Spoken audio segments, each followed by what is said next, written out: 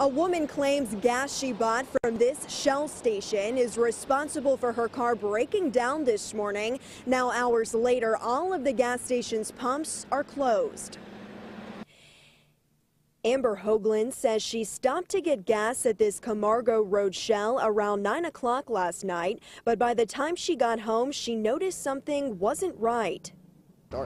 We had to keep starting it up and putting our foot on the gas pedal and getting it revved, and it would die as soon as you took your foot off the gas pedal. We'd have to start it back up and go through that same thing again. When Hoagland tried to leave for work this morning, she says it took 45 minutes to get her car to even start. Once it did, it still wasn't running properly and she couldn't make it to work.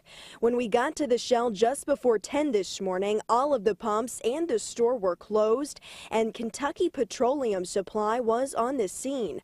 When we first attempted to talk to employees, they locked us out and ran away from us. Eventually, an owner told us they're working to figure out what's wrong and then asked us to get off the property. As for Hoagland, she's left wondering how her car's going to get fixed.